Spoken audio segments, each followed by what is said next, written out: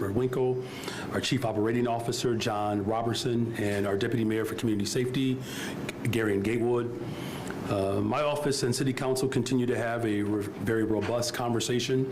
In fact, we are having multiple conversations around the 2025 Chicago as we continue to move towards a better, stronger, safer Chicago. We have produced a number of ideas that has created a level of interest that has been humbling, and I'm very grateful. We have reduced the property tax levy by aggressive revenue sources and more efficiencies that will balance our budget. Our doors are always open for dialogue and partnership that will help us balance our budget and maintain strategic investments in people while being. It's how we make progress in our city on behalf of all of our people. And it's how we are able to celebrate achievements such as last week's groundbreaking at Malcolm X College's West Campus, students, and ultimately bring the community together. Tomorrow, we'll spend the entire day in the 25th Ward seeing the fruits of our investment, particularly in mental health. Local businesses and infrastructure projects can continue celebrating groundbreakings, awarding grants, and securing equitable growth throughout the city of Chicago. I look forward to continued negotiations between my office and the City Council. Well, can you describe for us what kind of personal involvement you have had in these negotiations?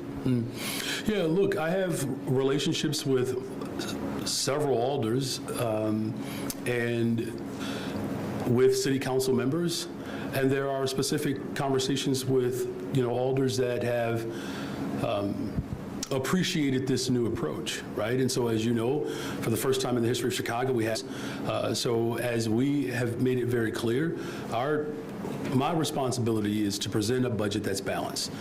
Working with City Council to actually pass that budget requires me to remain as collaborator-in-chief. Negotiations could at some point get you down to zero property tax levy. Well, as you know, this is not the final budget. We've reduced the property tax by $150 million. City Council has embraced this new process, and I believe it's good for the people of Chicago to see this type of robust level of collaboration take place. I believe it's going to help restore that much more confidence in government. Could it get to zero?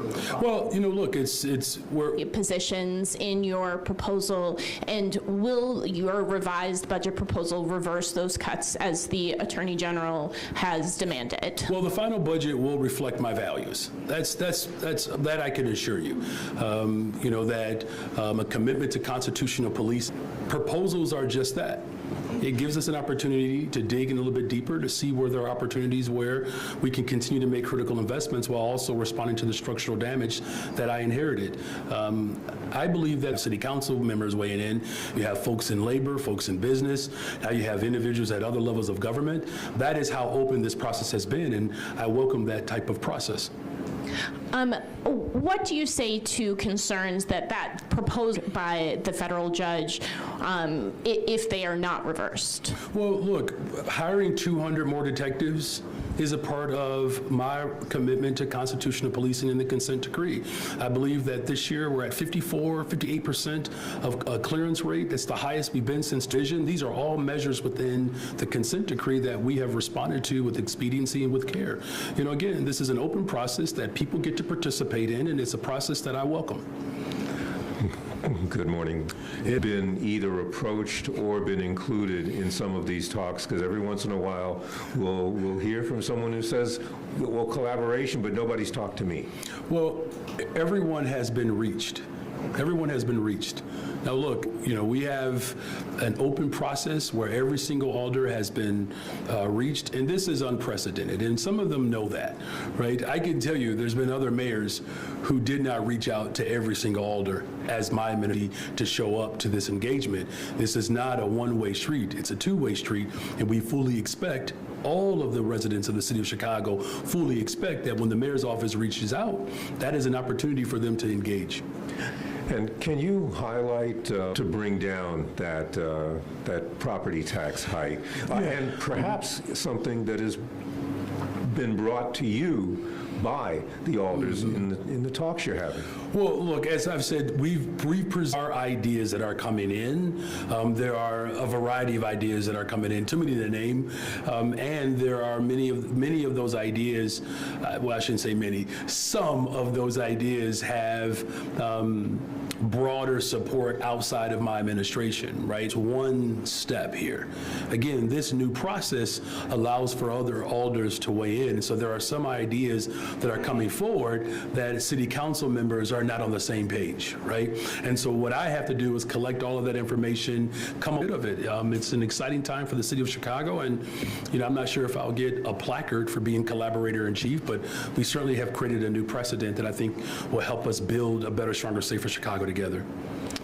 Good morning, Mayor. Good morning. You got here early. Impressive. Thank you. Yes, thank you. I do what I can on cloud computing, and also $10 million generated by raising the tax on streaming services. We've heard some questions from people in the city about kind of what that would mean. Can you talk about sort of the logistics of those proposals? Well, look, here's the bottom line is that for the first one, corporations or wealthier spaces, right? Because that's the ultimate goal is to have progressive revenue, right? We have a structure in place right now that is flat statewide, and that is what has caused the type of economic peril that you're seeing across the one that you're referring to. It's an opportunity to demonstrate again where our values are, that individuals or spaces that have a greater ability to contribute to a better, stronger, safer Chicago, they have to do more. I was wondering sort of if you might have.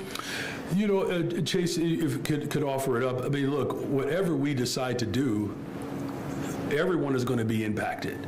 The goal is to make sure that youth employment and workforce continues to grow. We have building more affordable homes. That's what's in this budget. We've already built 3,400, many of them west and south sides of the city of Chicago, particularly at a time when the depletion of affordability has just become exacerbated, particularly for Black Chicago, everyone, like families. And so that's in this budget. Behavioral and mental health services, that's in this budget. Making sure that community safety remains a priority. As homicides continue to go down, as shootings can continue to go down, particularly at a time when we know that 38% of violence happens in 5% of the city, primarily where Black families live, right? So where my family lived, how it would impact individual taxpayers, we're happy to provide that in the coming days. Thank you. Hello, Mayor. You're welcome. What's your name? Good morning to you. I'm Madeline. Matt, from where? I'm with Fox National. We're at, maybe I shouldn't say. That I pay attention to the class. Yes. Right. I'm You know, here. when I was a teacher, by the way, my class was so popular, sometimes students who were not enrolled in my class would try to sneak in my class, by the way. Well, if you But keep you don't doing have to- press conferences like this, I think we're all going to show up in the new team. Okay. For my coworkers who are out in the field, I want to make sure I get the essence of it correct. So they're saying this is about the homeless tent encampment at Gompers Park, and I think there's some concerns, some safety concerns over there from the residents. Yeah. There was homelessness tent encampments, these stubborn issues that are hard to fix, and everybody knows that.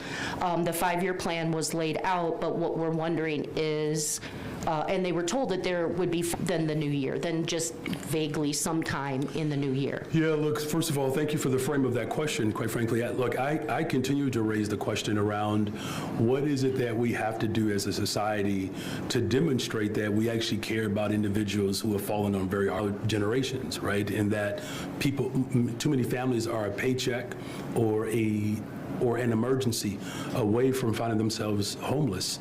70% of the families who are unhoused in this city are Black families. So this is a critical dynamic that we have to address. This is to this issue yesterday, quite frankly. Unfortunately, the same corporate interests that got in the way of the progressive income tax that was defeated a couple of years ago were the same corporate interests that got in the way of this particular progressive revenue stream, which would have increased incrementally a tax on transfer of property, 3%. Could have raised $100 million. And so we have to continue that effort to find progressive revenue. As far as how we are responding to it, look, the tent encampments are a problem, right? Because it's not just about the unhoused, it's about the fact that it's an issue of safety. This measure from being passed, now it places a great deal of responsibility on local government to create revenue to respond to this crisis. And that's what this budget does. So this 5-year plan with increased resources for the unhoused and homelessness, so these are measures that that have gone ignored for a very long time. My administration is not ignoring them. And I'm grateful that the people in Gompers Park and that entire community, many of whom voted in favor of bringing Chicago home. And so that's why this budget and the calling for in our corporate fund would make it impossible to respond to those measures. That's why we need this budget passed. That's why this budget will be passed with a balanced approach. But that's why this budget includes critical investments to address that issue. Thank you very much. Sure. And welcome to class. Thank you. To address the new Trump administration and what they might do in terms of immigration or health care, i.e., COVID vaccination shots. Is that something that you're including in the budget? If I could, would add, what are we doing to protect public education in this budget as well? That's why the TIF surplus, one of the largest TIF surplus in the history of Chicago, to our community colleges, to our Chicago public schools, to withstanding any type of barrage from President Trump. His vision for America is antithetical to the vision that I have for the people of Chicago. But in terms of immigration? Okay, no, it doesn't. That's very clever. Check you out. Well, welcome to honors class. But look, as we work to ensure that we have small class sizes in the city of Chicago, that's a critical investment than any other subgroup. Sports and recreation, sustainable community schools, making sure that we find a diverse teaching force, hiring more black educators in particular. We know what school privatization has done to the black workforce. And so protections in our public education change based upon who's in the White House. And whether you are seeking refuge from Central South America or the continent of Africa, this country has to remain a welcoming space for new arrivals. If the president-elect is truly committed to transforming this country, he would work with Congress to come up with a sensible piece of legislation that would provide more border patrol, more judges at the border to be able to respond. There was an entire airplane that was sent to our city and sent to the city of Philadelphia, filled with individuals who were asylum seekers. That was one of the most reckless, irresponsible acts that I've seen in government since. And so this budget certainly reflects those values, and we do have to fight collectively as a state to generate more revenue to protect not just the city of Chicago, but to protect working people. That's what this budget is about, protecting the interests of working people, and that's what we have to do collectively as a state. That Donald Trump got a majority of the vote, got more votes in Chicago, closed the gap to less than 10%. What message does that send to you about the electorate and what might be happening in the country and the city? Well, here's to make investments in education, housing, healthcare, that we have to have immigration policy that reflects our values, that doesn't pit poor people against other people. Just bear with me for a second. As a social studies teacher, I think about the shift west, where black migration shift from the south of black families, and they were not necessarily welcomed, right? I think we all know the story of Tulsa, Oklahoma. Right, and so this country, unfortunately, has a unfortunate reputation. We see people for who they are, as human beings, as families. And so the message really has to be, what is our commitment to ensuring that the city of Chicago remains the greatest freaking city in the world? And you know how we do that? By investing in people, youth employment and workforce, expanding opportunities that recognize that the city of Chicago is leading the way. We get to be the example for the rest of the world. We don't have to cower or bend or break to tyranny.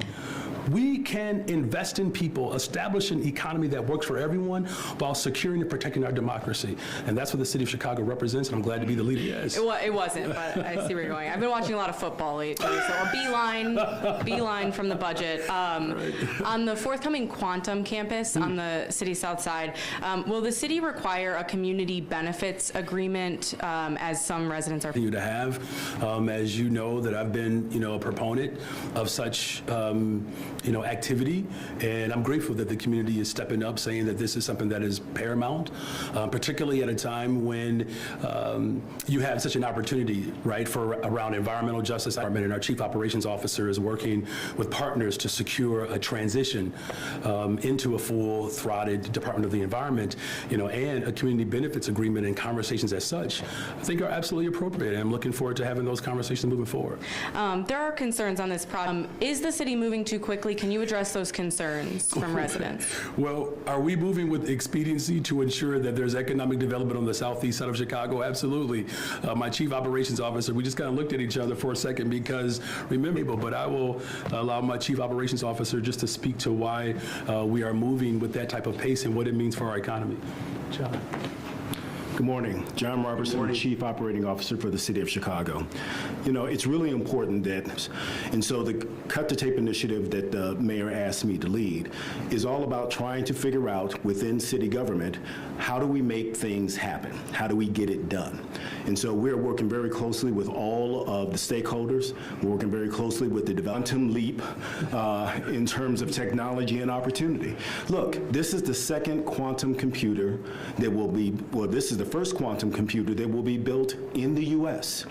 It has significant problems in very real ways by utilizing this technology as the foundation to accelerate learning and to accelerate solutions. So we think that this is an extraordinary opportunity. That's why we got involved in it. That's why we were able to partner, that the people of the city of Chicago are the beneficiaries.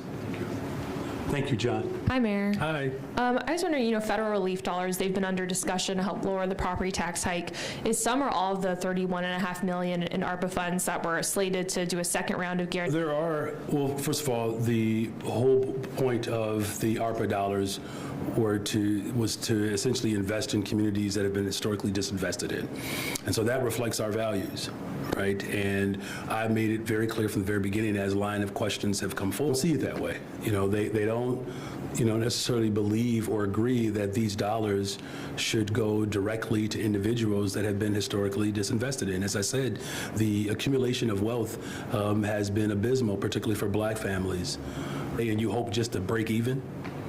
You know what I'm saying? It's like the song in The Wiz, you can't win, child, and you can't get out the game.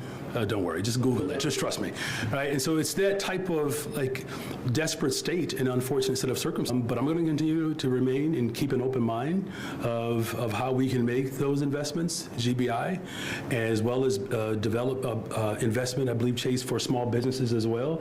So those resources can actually touch the communities that they were designed to touch.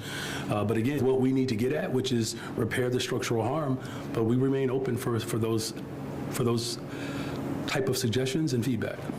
And, on the police budget, your administration is still budgeting less for police lawsuits than actual costs. You're keeping the exact line item amount that related lawsuits. Yeah, my Deputy Mayor for Community Safety is here. I'll let him just weigh in on some of our, larger goals, and look, there's no secret that the amount of money that we're spending on settlement is actually did not exist.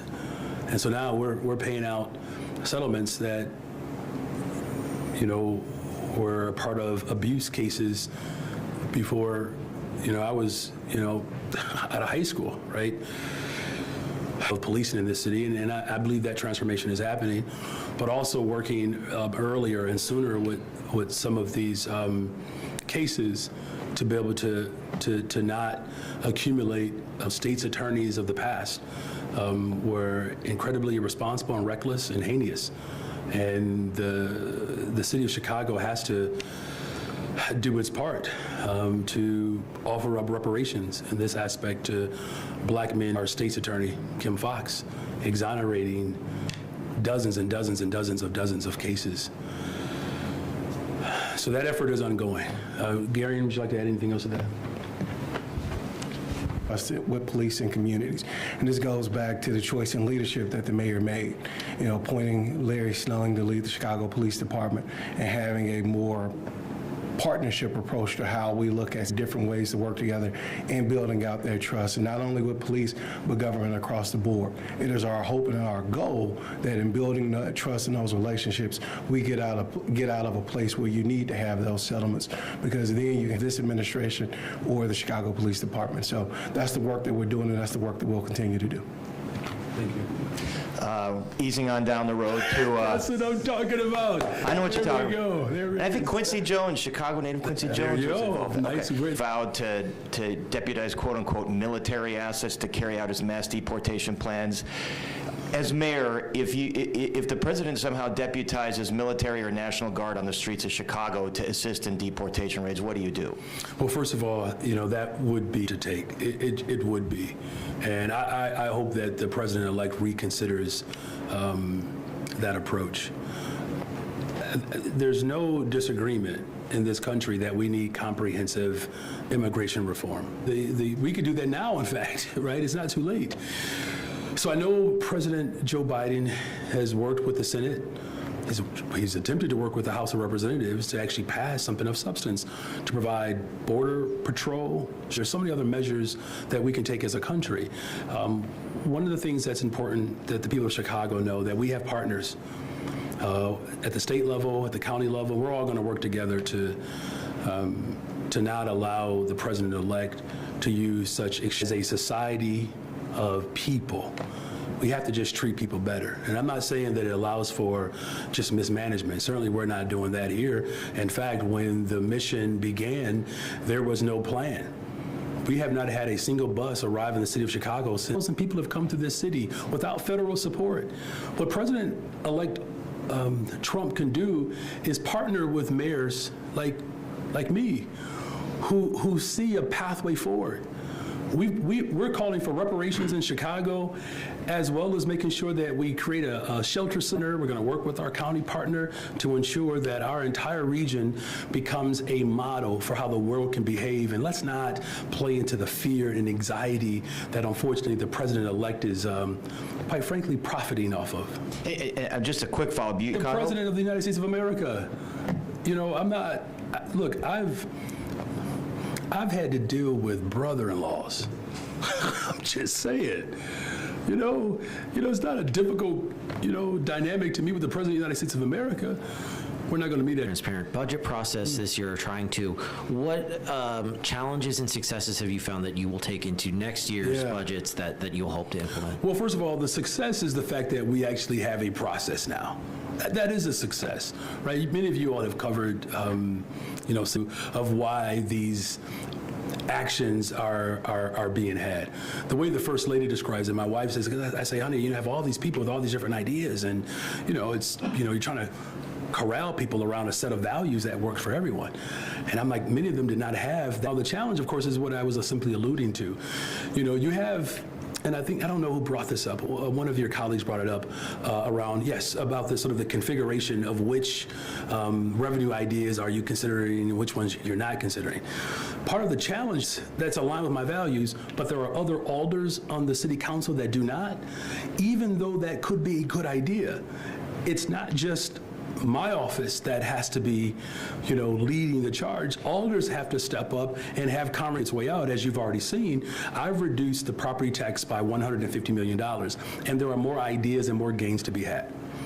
And as you negotiate with alders, many of whom probably share values with their own constituents, how are you making sure that he'll let Chase jump into that as well, because he has had to bear, so it's like all of the ideas that come through, they start with me, but that's not where they end up. And so I will let Chase jump in, but I think here's what they're saying.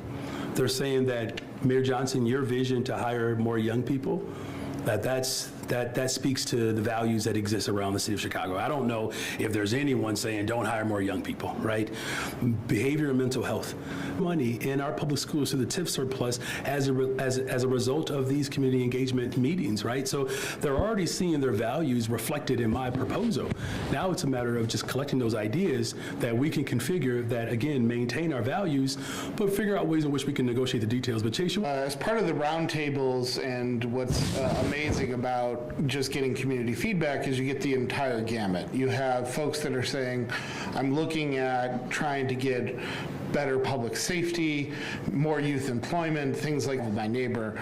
So part of it is not just listening on taking a list of all the different suggestions, but understanding holistically how those fit in together.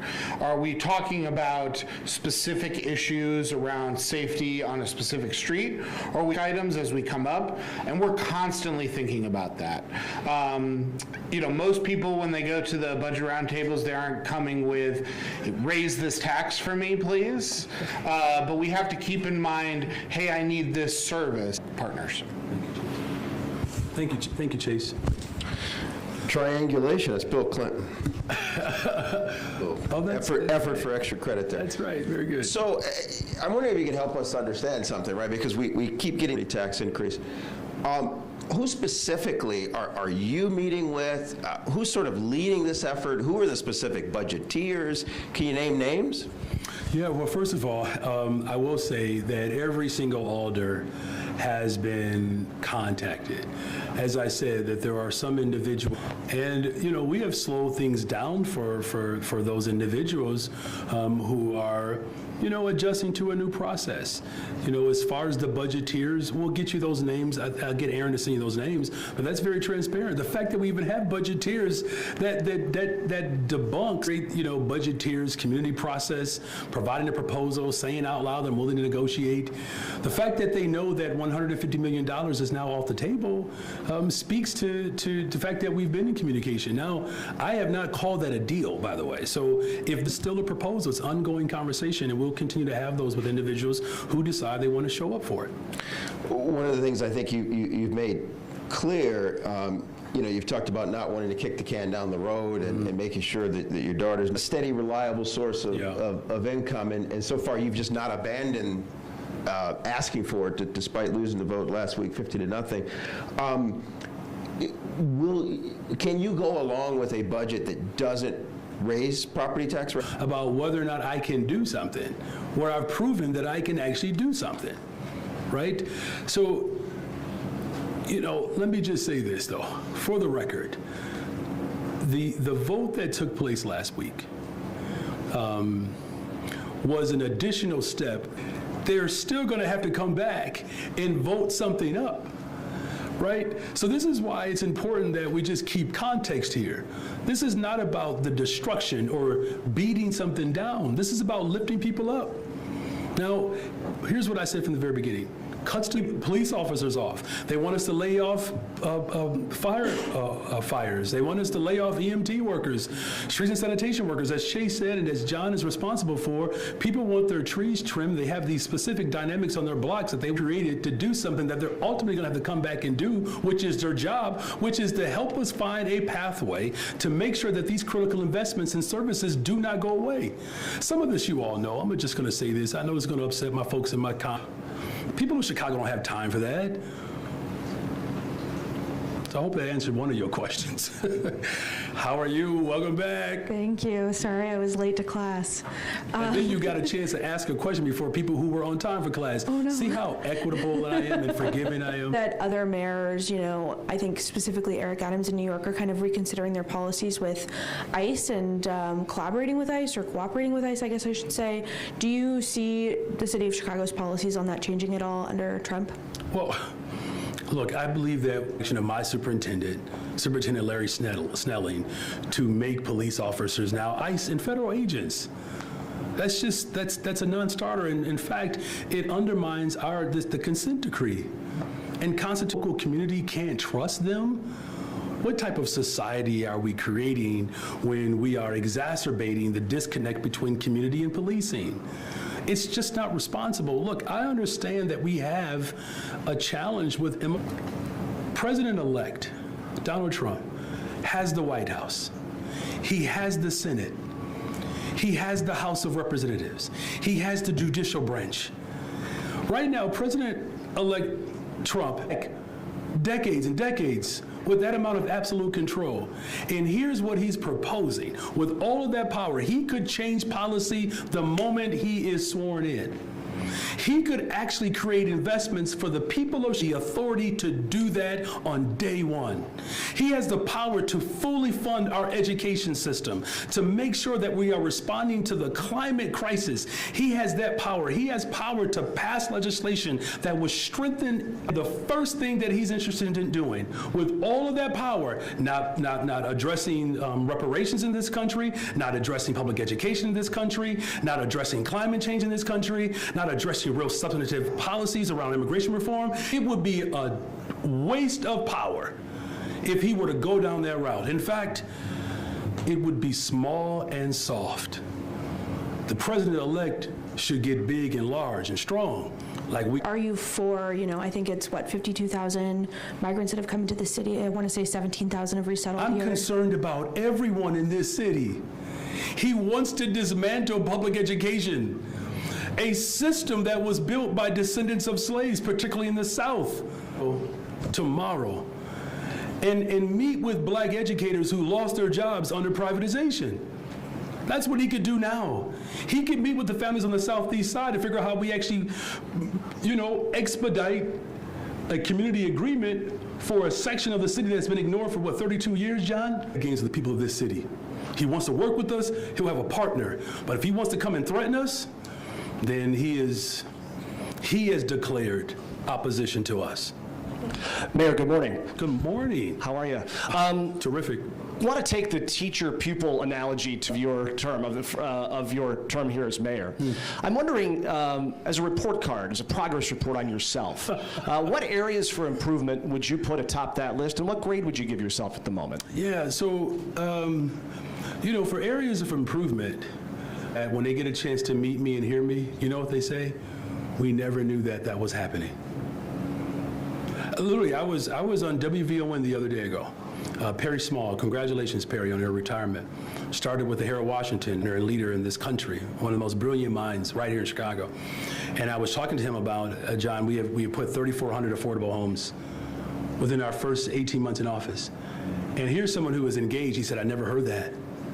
We talked about we're the first administration since Mayor Harold Washington to not cut. In terms of an area of improvement, people, for whatever reason, they're not hearing that homicides are down, shootings are down, and that investments are up. When I go to places, we talk about hiring young people, people clap. They're like, thank you.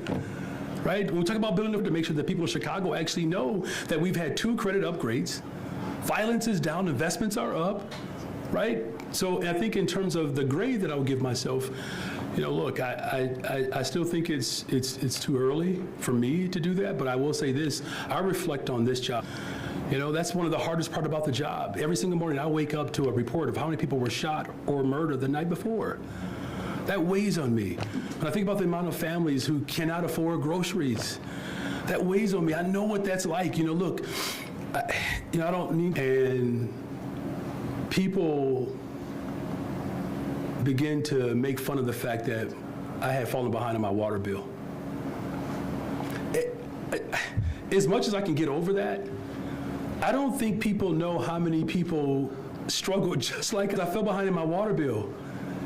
Do you know I was one of, this is why, Chase is working hard on this measure, because there are working families that I know are struggling with every single day, and that weighs on me just being able to make the ends meet.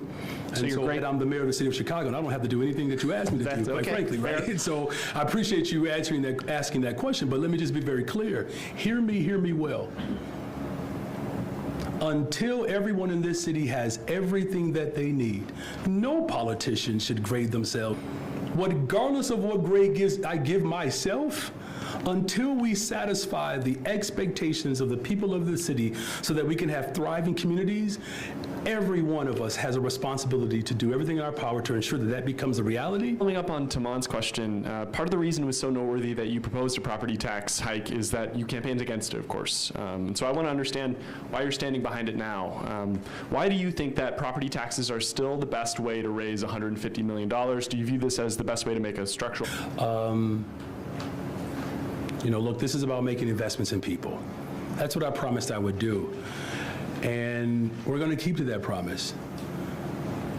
Look, the progressive revenue that we have to fight for as a state that are America that are struggling right now as ESSER dollars run out, as there is, instability at the federal level right now and uncertainty. I made a proposal, and I made these losses that we experienced that we did not anticipate. The personal property replacement tax. Chase, if you just want to speak to that, that was $160 million that we lost in there. Chase, why don't you come speak to that quickly? Yeah, their revenue, state a little bit less, city even less than that. And one of the main issues that got changed during this period was the PPRT, which had a cap on, which is basically when that cap gets removed, there's a decline in that revenue source, and it was even to a greater extent than when we have conversations with the Department of Revenue on the Illinois side. So we're continuing to have conversations with them, and that certainly put us in an area looking. Look, there are pathways to progressive revenue that we have to continue to fight for. This was just a proposal. I did have a follow-up. And so that, your that was, first 5 questions? It was one question. No, it wasn't. You asked me about, I campaigned for something, and then I did not do that, and then you asked whether or not that was the right. Stick to it, okay? Go ahead. You can get a follow-up this time. Your chief of external affairs reportedly insists you have 26 votes on this proposal. Who did she say that to? That was reported in the Sun-Times. Who did she say it to? I believe Franz Bielman, the reporter of that story. But you're not sure? Is that true, is what I'm asking. Okay. Mayor, on the Quantum campus, I understand yourself and John are talking about the speed to get the Quantum campus itself going, right? I know the developer wants that. There's a lot of alignment with the governor, and presumably, if it gets approved there, the city council next month is much larger than that, right? The quantum portion of this is like, I believe, 25, 33%. And there are other industries that could break out as a result. Yep, right, that's correct. But related, we have not seen what they want to do with the rest of that site. Why allow this entire campus, this entire development to move forward when we really only know about a small fraction of what's going to happen? All right, thank you, John. Broad number of uses. But one of the things that's also really important is not just Quantum, but it's all of the ancillary businesses that are associated with that. It's all of the potential supply chain vendors who could potentially also be a part of that a year from now. We want to take a very comprehensive, holistic approach, knowing that this campus, the Quantum on this campus is going to serve as the anchor. And as that anchor, it's going to help to amplify exponentially the number of different to eat. There are going to need to be any number of things that we will look in the surrounding community as it relates to building affordable housing, other commercial development as well. But for this specifically, what are going to serve to augment the initial investment that they're making. You have a follow-up? Yeah, it's kind of to John's point. I mean, either of you can answer it, but you mentioned potentially building affordable housing there. Related Midwest is not asking for a Quantum campus, but the entire development, right? Mm-hmm. But that kind of gets to my point, right? Why we don't know what can happen on the rest of that. I don't want to get it wrong. I think it's a lot of acreage, right? Mm-hmm. I don't have it in front of me. Friends of the Park is called too fast.